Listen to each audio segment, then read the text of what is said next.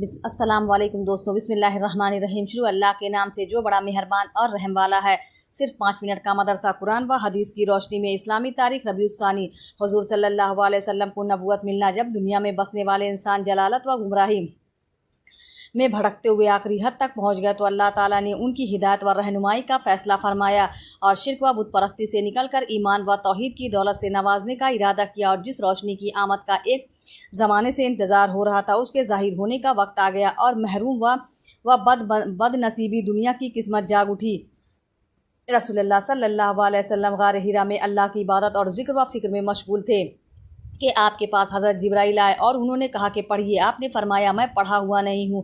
آپ فرماتے ہیں اس کے بعد انہوں نے مجھے پکڑ کر اتنا دبایا کہ میری قوت نچوڑ دی، پھر مجھے چھوڑ دیا اور کہا پڑھیے۔ میں نے کہا میں پڑھا ہوا نہیں ہوں۔ انہوں نے دوبارہ پکڑ کر دبایا، پھر کہا پڑھیے۔ میں نے کہا میں پڑھا ہوا نہیں ہوں۔ انہوں نے مجھ سے تیسری مرتبہ پکڑ کر دبایا اور چھوڑ دیا اور پھر کہا پڑھیے۔ اقرأ بسم ربک الذی خلق، خلق الانسان من علق، اقرأ وربکم الاکرم الذی علم بالقلم، علم الانسان ما لم یعلم۔ چنانچہ میں پڑھنے لگا۔ یہ 5 آیتیں نازل ہوئیں جو سب سے پہلی وحی تھی اور نبوت کا پہلا دن تھا۔ یہی سے وحی کا سلسلہ چلا جو آخری وقت تک جاری رہا۔ حضور صلی اللہ علیہ وسلم کا معجزہ، زخمی ہاتھ کا اچھا ہو جانا۔ ایک مرتبہ رسول اللہ صلی اللہ علیہ وسلم کھانا کھا رہے تھے، اتنے میں حضرت زرحد اسلمی حاضر خدمت ہوئے۔ حضور صلی اللہ علیہ وسلم نے فرمایا کھانا کھا لیجئے۔ حضرت زرحد کے داہنے ہاتھ میں کچھ تکلیف تھی، لہٰذا انہوں نے اپنا بایاں ہاتھ بڑھایا تو رسول اللہ صلی اللہ علیہ وسلم نے فرمایا داہنے ہاتھ سے کھاؤ۔ حضرت زرحد نے فرمایا اس میں تکلیف ہے، تو آپ نے ان کے ہاتھ پر پھونک ماری تو وہ ایسا ٹھیک ہوا کہ ان کو موت تک پھر وہ تکلیف محسوس نہیں ہوئی۔ ایک فرض کے بارے میں فرائض کی ادائیگی کا ثواب۔ ایک آدمی رسول اللہ صلی اللہ علیہ وسلم کی خدمت میں حاضر ہوا اور عرض کیا یا رسول اللہ صلی اللہ علیہ وسلم، اگر میں اس بات کی شہادت دوں کہ اللہ کے سوا کوئی معبود نہیں اور آپ اللہ کے سچے رسول ہیں، اور 5 وقت کی نماز پڑھتا رہوں اور زکوٰۃ دیتا رہوں اور رمضان کے روزے رکھا کروں اور اس کی راتوں میں عبادت کیا کروں، تو میرا شمار کن لوگوں میں ہوگا؟ آپ صلی اللہ علیہ وسلم نے فرمایا تمہارا شمار صدیقین اور شہداء میں ہوگا۔ ایک سنت کے بارے میں حکمت کے لیے دعا۔ حکمت اور صلاح و طاقت حاصل کرنے کے لیے یہ دعا پڑھیں۔ ربی ھب لی حکما و الحقنی بالصالحین۔ ترجمہ: اے ہمارے پروردگار، ہمیں حکمت عطا فرما اور نیک لوگوں کے ساتھ شامل فرما۔ ایک اہم عمل کی فضیلت، دعا کرنے والے کی دعا پر آمین کہنا۔ رسول اللہ صلی اللہ علیہ وسلم نے فرمایا جب کچھ لوگ جمع ہوں اور ان میں سے کوئی ایک آدمی دعا کرے اور دوسرے آمین کہے تو اللہ تعالیٰ ان کی دعا قبول فرماتا ہے۔ ایک گناہ کے بارے میں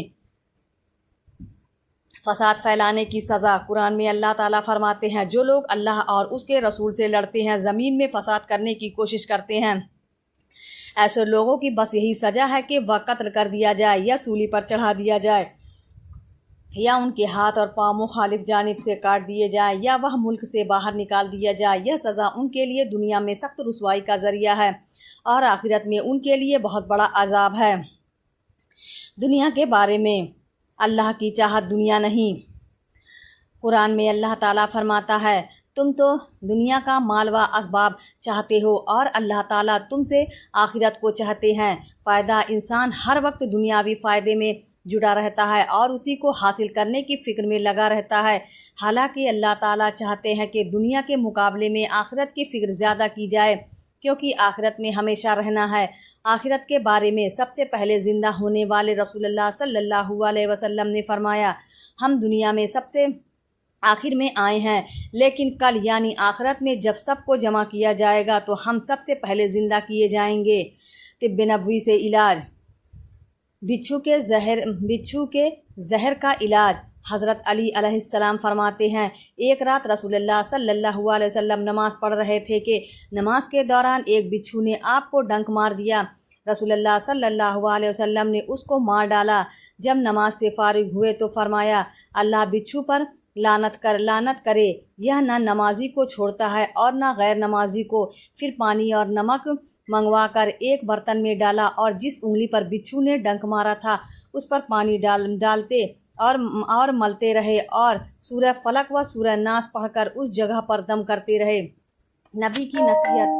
رسول اللہ صلی اللہ علیہ وسلم نے فرمایا، توجہ اختیار کرو، کوئی شخص دوسرے کے سامنے فخر نہ کرے اور نہ ایک دوسرے پر زیادتی کرے۔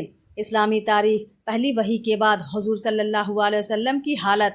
غار حرا میں حضور صلی اللہ علیہ وسلم کو نبوت ملنے اور وحی اتارنے کا جو واقعہ پیش آیا تھا وہ زندگی کا پہلا واقعہ تھا، اس لیے فطری طور پر آپ کو گھبراہٹ محسوس ہوئی اور اسی حالت میں گھر تشریف لائے اور کہا کہ زمل لونی، مجھے چادر اڑا دو۔ چنانچہ حضرت خدیجہ رضی اللہ عنہ نے چادر اڑا دی اور آپ لیٹ گئے۔ جب کچھ دیر کے بعد سکون ہوا تو سارا واقعہ آپ صلی اللہ علیہ وسلم نے حضرت خدیجہ رضی اللہ عنہ سے بیان فرمایا۔ وہ آپ صلی اللہ علیہ وسلم کی جانثار اور عقلمند بیوی تھی۔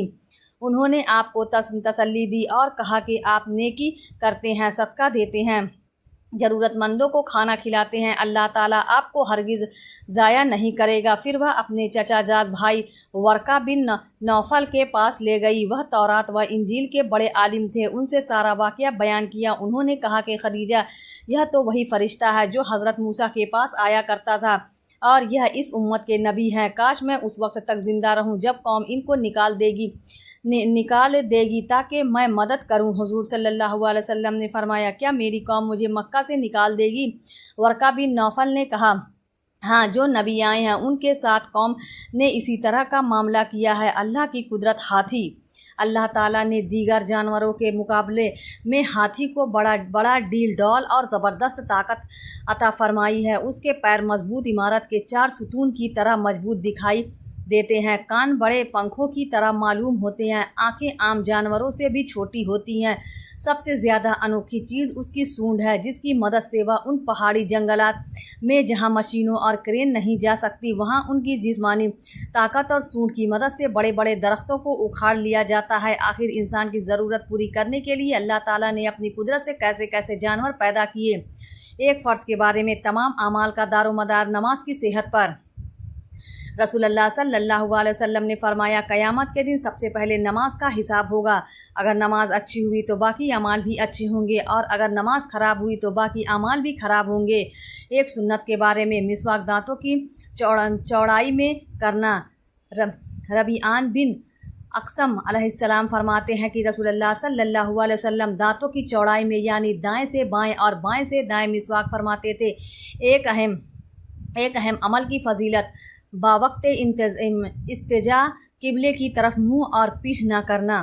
رسول اللہ صلی اللہ علیہ استنجا قبلے کی طرف منہ اور پیٹھ نہ کرنا۔ رسول اللہ صلی اللہ علیہ وسلم نے فرمایا، جو شخص پاخانہ پیشاب کرتے وقت قبلے کی طرف رخ نہیں کرتا اور نہ پیٹھ کرتا، اس کے لیے ایک نیکی لکھی جاتی ہے، ایک گناہ مٹا دیا جاتا ہے۔ ایک گناہ کے بارے میں، زکوٰۃ نہ دینا، اور رسول اللہ صلی اللہ علیہ وسلم نے فرمایا، زکوٰۃ کا ادا نہ کرنے والا قیامت کے دن جہنم میں جائے گا۔ دنیا کے بارے میں، دنیا کو مقصد بنانے کا انجام۔ رسول اللہ صلی اللہ علیہ وسلم نے فرمایا، جو شخص اللہ کا ہو جاتا ہے تو اللہ تعالیٰ اس کی ضروریات کا کافیل بن جاتا ہے اور اس کو ایسی جگہ سے روزی پہنچاتا ہے جہاں سے اس کا وہم و گمان بھی نہیں ہوتا۔ اور جو شخص مکمل طور پر دنیا کی طرف جھک جاتا ہے تو اللہ تعالیٰ اسے دنیا کے حوالے کر دیتا ہے۔ قیامت کے دن پہاڑوں کا حال۔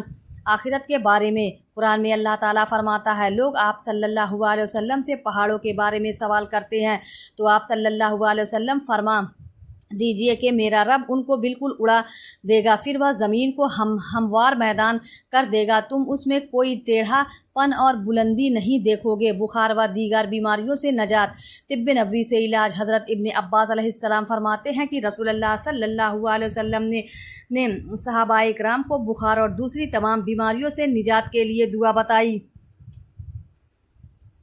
بسم اللہ الکبیر، اعوذ باللہ العظیم، من شر کل ارکن نعام ومن شر حر النار۔